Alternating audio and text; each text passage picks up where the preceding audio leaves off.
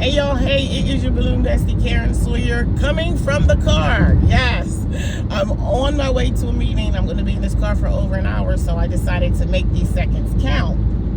And so there's 3 top questions that I get in my inbox, and also that I see in my private group, and that I also see in other groups. There's 3 top questions. Can you guess what they are? Here they go. So the first one is price. How much did you charge your client for that? How much should I charge? Like, that is like number 1. The second one is marketing and promotions. That's the second question. And the third question is what are the quality balloon brands?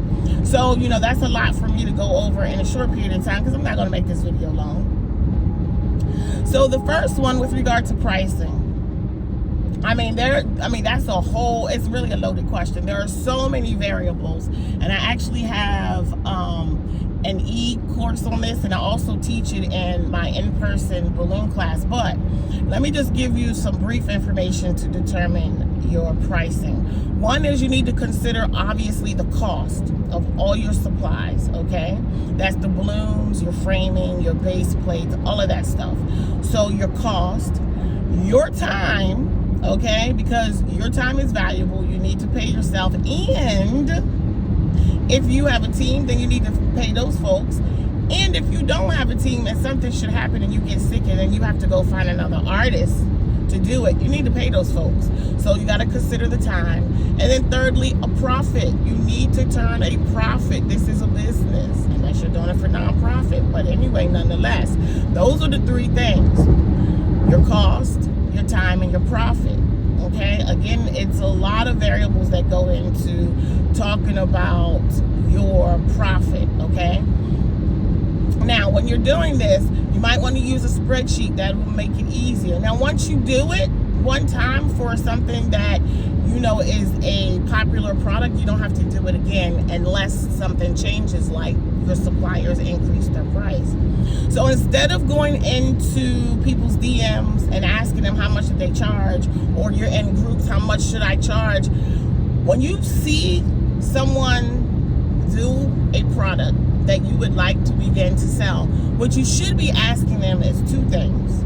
Number 1, how much time did it take for you to prep and install that piece? That's 1. And then 2, approximately how much were the cost of the supplies and all materials. So for an example, if someone reaches out to me about my arch, if you ask me how much did I charge my client, I'm not going to just give you an answer, because that's not going to help you. And number 3, on top of asking them, well, not asking them, but you should consider your market, right? That's important. So you're in a different part of the country, so my price might not be your price. So that's not going to help you.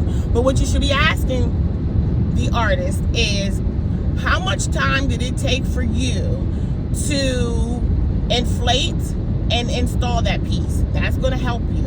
And then the next question would be, how much were the supplies? Okay, you need to know those 2 things. If you have those 2 things, you can figure out the rest, because it's going to be based off of how much you want to charge for yourself, for your time, and then how much you want to turn a profit. That will help you arrive at a fair price, because you might be at home, so your profit might be different than someone such as myself that has a venue space. Okay, but again, you ask people, how much time did it take for you to prep and inflate, and how much time did it take you to install, and approximately how much were the supply costs. Okay, so that's it on pricing.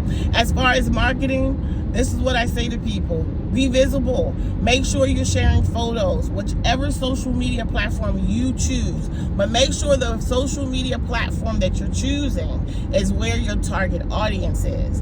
It could be LinkedIn, it could be TikTok, it could be Instagram, it could be Facebook, and don't forget about Google, okay? So make sure you're sharing your photos of your work, and also just let everyone, all your friends and family, know what it is that you do, okay? So that's it with regard to marketing. And then as far as brands, well, my favorite brand is Qualitex, but if you are a current balloon designer, decorator, you know, Qualitex is no longer in business. So there are other brands that I really do love, but you know, depends. The brand, it depends on what brand I use, depends on the item, what my client's budget is, and also what it is that I'm doing. Is it indoor, is it outdoor? So again, that's a loaded question, but I do have a ultimate brand guide. So I'll come back and talk to you a little bit more when I'm ready to go ahead and release that. But it is ready and it's hot off the press. So, but I have a few more things that I want to add to that. So I will be sharing that soon. But, you know, so I will tell you this with regard to brands.